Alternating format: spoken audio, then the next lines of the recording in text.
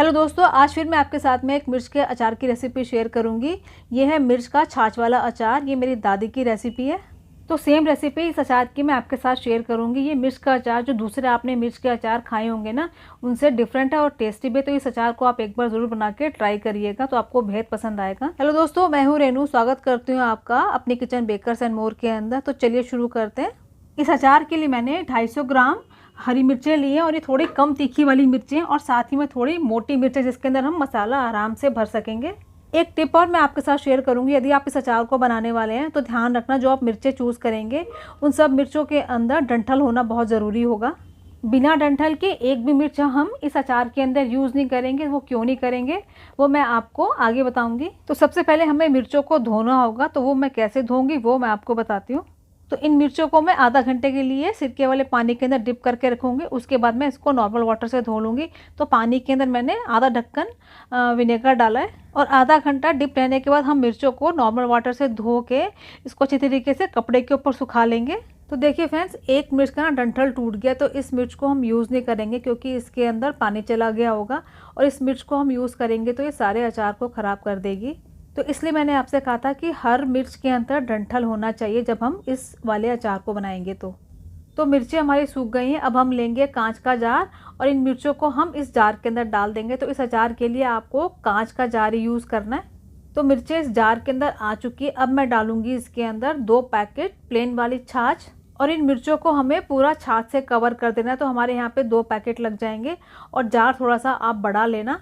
और फ्रेंड्स, आप एक बात का ध्यान रखना, हमें इस अचार के लिए प्लेन छाछ का यूज़ करना है, कोई मसाला छाछ का हम यूज़ नहीं करेंगे। और अब इस जार का ढक्कन लगा के रख देंगे हम। अब इस जार को हम धूप में रखेंगे कम से कम 3 से 4 दिन के लिए, और बीच में कम से कम इसे हम 2 से 3 बार इसको हिलाएंगे। तो देखिए फ्रेंड्स, मैंने इन मिर्चों को 4 दिन के लिए धूप में रखा था, और बीच बीच में मैंने इसको हिला भी दिया था।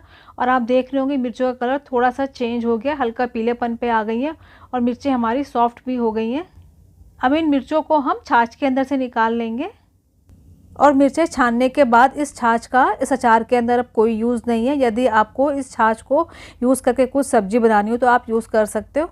यदि इस छाछ को आपको यूज़ करना हो तो एक बार आप इसको स्मेल करके देखिएगा। यदि इसके अंदर कोई स्मेल आ रही हो तो आप इसको यूज़ मत करिएगा। अब इन मिर्चों को हम नॉर्मल वाटर से धोएंगे कम से कम 3-4 बार, ताकि जो मिर्चों के ऊपर जो छाछ की चिकनाहट होती है ना, वो सारी निकल जाए। तो फ्रेंड्स, अब आपको पूरी तरीके से क्लियर हो गया होगा जो मैंने कहा था कि हमें बिना डंठल की कोई भी मिर्च इस अचार के अंदर यूज़ नहीं करनी है, क्योंकि अब हमें मिर्चों को पानी से धोना है। तो पानी फिर मिर्चों के अंदर चला जाएगा, तो मिर्चें जो है हमारी इस अचार को ख़राब कर देंगी। मिर्चों को पानी से अच्छी तरीके से धोने के बाद इसे हमें किसी कपड़े के ऊपर या किसी ट्रे के ऊपर रख के इसको बिल्कुल सुखा लेना है। इसके अंदर कोई मॉइस्चर नहीं होना चाहिए। तो जब तक हमारी मिर्चें सूखती हैं तब तक इस अचार के लिए हम मसाला बना लेते हैं। तो वो देखते हैं कैसे बनेगा। तो मैंने गैस के ऊपर पैन रखा है, लेकिन मैंने अभी गैस को ऑन नहीं किया है। अब मैं डाल रही हूँ उसके अंदर 4 टेबलस्पून मोटी वाली अचार वाली सौंफ, 1 टीस्पून मैं डालूंगी इसके अंदर अजवाइन, और 1 टीस्पून डालूंगी इसके अंदर मेथी दाना, और 1.5 टेबलस्पून डालूंगी मैं राई, काली वाली राई, जो अचार की राई जिसे हम बोलते हैं, और 1.5 टेबलस्पून मैं डालूंगी इसके अंदर साबुत धनिया। अब मैं गैस को ऑन करके स्लो फ्लेम पे इन मसालों को खुशबू आने तक भून लूँगी। तो मसाले हमारे भुन चुके हैं। इसको मैं एक प्लेट में निकालूंगी, और प्लेट में निकालने के बाद इसे हम ठंडा करेंगे। ठंडा करने के बाद इसे हम पीस लेंगे, और इस मसालों को हमें बहुत बारीक नहीं पीसना है, थोड़ा सा मोटा रखेंगे हम। अब इन मसालों को एक प्लेट में निकालेंगे। इसके अंदर कुछ और मसाले जाएंगे, तो वो देखते हैं। तो यहाँ पे हम डाल रहे हैं खटास के लिए 2 टेबलस्पून अमचूर पाउडर डाल रही हूँ मैं यहाँ पे। 1 चम्मच डालेंगे इसके अंदर हल्दी पाउडर, 1 चम्मच डाल रही हूँ मैं इसके अंदर कश्मीरी मिर्च का पाउडर, और 1/4 टीस्पून डालूंगी इसके अंदर मैं हींग, और 1 चम्मच डाल रही हूँ यहाँ पे मैं सेंधा नमक। नमक आप अपने टेस्ट के हिसाब से कम ज़्यादा कर सकते हो।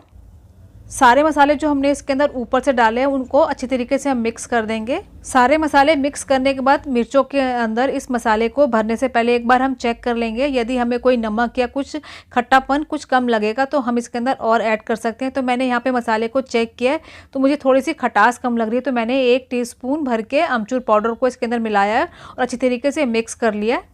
अब इस मसाले के अंदर मैं डालूंगी 2 से 3 टेबलस्पून सरसों का तेल। सरसों के तेल को हमें कच्चा नहीं डालना है, तो पहले मैंने उसको अच्छी तरीके से गरम किया। गरम करने के बाद ठंडा किया, उसके बाद मैं इस तेल को इस मसाले के अंदर डाल रही हूँ।